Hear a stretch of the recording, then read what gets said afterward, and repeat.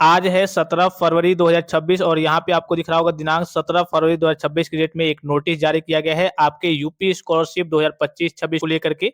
जैसा कि अगर आपने पिछली वीडियो को देखा होगा, मैंने आपको सस्पेक्ट लिस्ट के बारे में बताया था कि जिन भी बच्चों का डेटा वगैरह सस्पेक्ट है, उनके डॉक्यूमेंट्स वगैरह में अर्थात उनके फॉर्म वगैरह में कुछ त्रुटि वगैरह प्रदर्शित हो रही है, तो आपको फिर से डॉक्यूमेंट्स वगैरह कॉलेज में सबमिट करना है।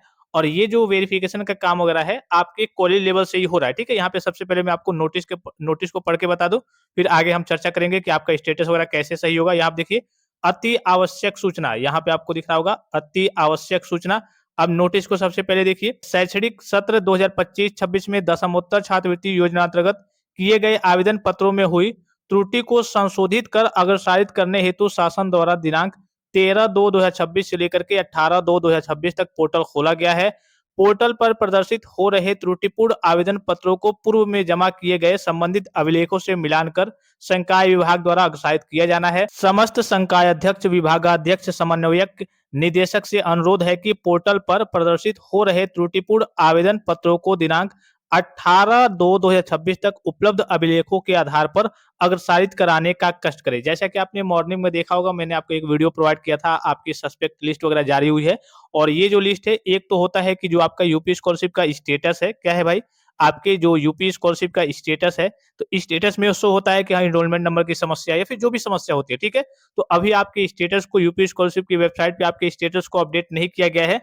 जो भी आप में मिसमैच की समस्या आ रही है या फिर कहिए कि आपके फॉर्म में एक तरीके से कुछ गड़बड़ी प्रदर्शित हो रही है, तो आपके इंस्टीट्यूट लॉगिन पे सारी चीजें प्रदर्शित कर दी गई हैं। जो आपके इंस्टीट्यूट में स्कॉलरशिप के देख रेख करते हैं, उनका जो पोर्टल होता है इंस्टीट्यूट लॉगिन, वहां पे प्रदर्शित कर दी गई है और वहां पे सारी चीजें शो हो रही हैं। कई सारे कॉलेज के द्वारा नोटिफिकेशन जारी हुआ है कि हाँ, बच्चे क्या करें, ये डॉक्यूमेंट्स ला करके जमा करें, ये डॉक्यूमेंट्स ला करके जमा करें, क्योंकि इसके वेरिफिकेशन की जो लास्ट डेट है 18 ही है। यहाँ पे मैं आपको फिर से रिपीट करके दिखा दूं, 18 तारीख इसकी लास्ट डेट है। इसके बाद से आपका वेरिफिकेशन वगैरह अर्थात कॉलेज से वेरिफिकेशन और फॉरवर्ड करने की जो डेट है वो क्लोज हो जाएगी, अर्थात आपका पोर्टल बंद हो जाएगा, फिर आपका कल की वहां से फॉरवर्ड नहीं हो पाएगा, ठीक है? 18/2/2026 तक आपका फॉर्म कॉलेज से वेरिफिकेशन होकर के फॉरवर्ड होना है। और सस्पेक्ट लिस्ट आपके कॉलेज वाले ने आपको भेज दिया होगा, आपने देखा भी होगा। बहुत सारे कॉलेज वाले भेजते हैं, बहुत सारे कॉलेज वाले लापरवाह होते हैं एक तरीके से, तो नहीं भेजते हैं। तो कॉलेज में आप खुद अपनी ओर से कांटेक्ट करके ये काम कर लेंगे और जो भी वो डॉक्यूमेंट्स मांगेंगे वो जमा कर देंगे। पहले से अगर आपने सभी डॉक्यूमेंट्स को वहाँ पे जमा किया हुआ है, तो कई सारे कॉलेज वाले उसी डॉक्यूमेंट्स को का मिलान वगैरह करके आपके फॉर्म को क्या कर देंगे, वेरीफाई करके फॉरवर्ड कर देंगे, ठीक है? लेकिन अगर अन्य डॉक्यूमेंट्स की जरूरत पड़ेगी और वहाँ पे आप उपलब्ध नहीं रहते हैं, अर्थात उनसे कांटेक्ट नहीं करते हैं, तो हो सकता है कि वो आपके फॉर्म को जैसे का तैसे छोड़ दे, अर्थात आपके कॉलेज से वेरीफाई करके फॉरवर्ड नहीं करेंगे। और जब ये काम नहीं करेंगे, और ये जो सस्पेक्ट वाली समस्या है, फिर से रिपीट करके बता दूं, ये बहुत सारे बच्चों में आ रही है जिनका पहले से फॉर्म फॉरवर्ड दिखा रहा था, वेरीफाई दिखा रहा था, उनके में भी, उन बच्चों में भी ये समस्या दिखा रही है कि हाँ, आपका नाम जो है वो सस्पेक्ट लिस्ट में आ गया है। तो ये काम सभी बच्चों को अपने स्तर से कर लेना है। और इससे रिगार्डिंग कई सारी नोटिफिकेशन वगैरह जारी हुई है, जैसे कि आपको इंटरफेस पे भी दिख रहा होगा। और भी हो सकता है कि आपको अभी तक अपने व्हाट्सएप ग्रुप में या फिर जहां भी आप जुड़े होंगे कॉलेज में, उस हिसाब से आपको कल के नोटिफिकेशन वगैरह मिल गया होगा। तो ये काम आपको जल्द से जल्द कर लेना है, नहीं तो आगे चल के आपका स्कॉलरशिप का फॉर्म रिजेक्ट हो जाएगा और आपको स्कॉलरशिप का लाभ वगैरह प्राप्त नहीं हो पाएगा।